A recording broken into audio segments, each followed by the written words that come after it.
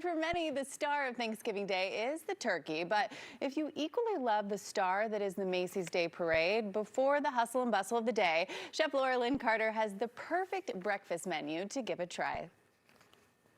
Lara Lyn, my friend, I am so happy to see you, even if it has to be virtually like this.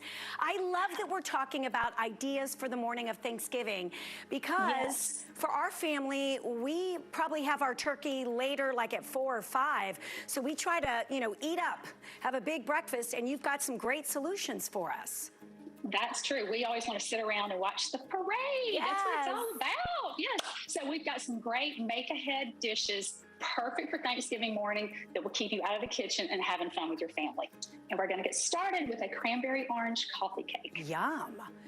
Yes. So I've already gotten my eggs beaten in here, and I'm going to add the rest of my wet ingredients, which is a half a cup of honey. And a quick little tip on this: when you're working with honey or molasses, spray the inside of your Pyrex that you're measuring with, and that'll keep it from sticking so bad, and it'll pour right out a lot easier. Very so just good. A quick little tip.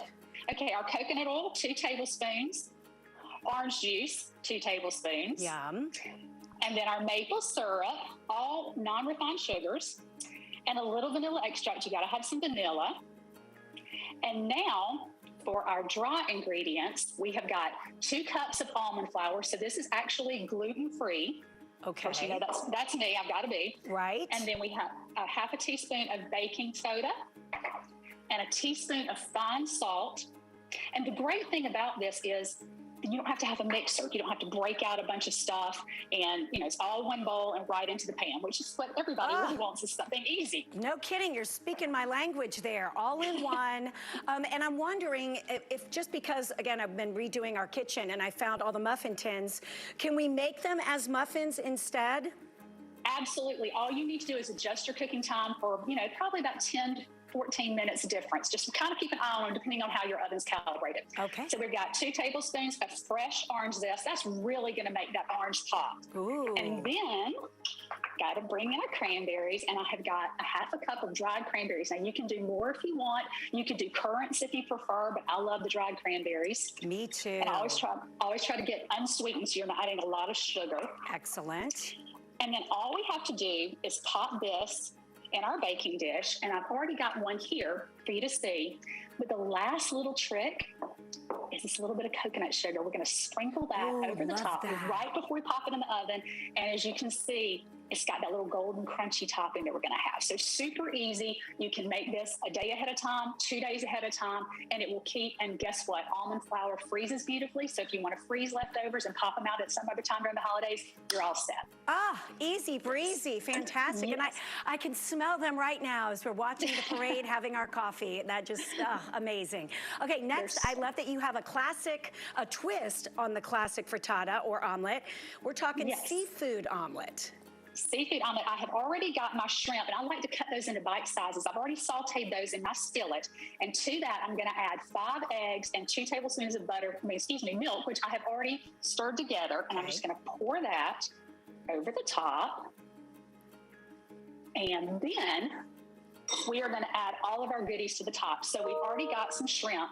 We are going to add 4 ounces or half a cup, and you can go meatier with this if you want to, of lump crab meat. I mean, how much better can you get? How rich is that? Yum. So we've got our crab meat, and then we have got our scallions. Okay. A 1/4 cup of chopped fresh scallions. You can do chives if you prefer. And we have got our cream cheese. Now I'm using plant-based, so if you want to go dairy-free, use your plant-based cream cheese, your plant-based Parmesan.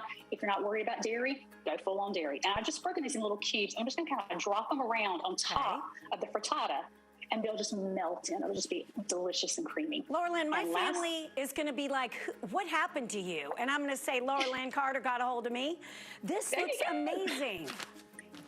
And last but not least, your Parmesan cheese. This is optional, but a 1/4 cup. Oh yeah, you know me, I love it. And the great thing about this is you can do easy substitutions. I mean, if you've got someone who has a shellfish allergy or something like that, you could always substitute, of course, the classic ham. But one thing I love to do is, since it's already in my house dairy-free, you could go and do some of the plant-based chorizos or something like that if you wanted a little spicy.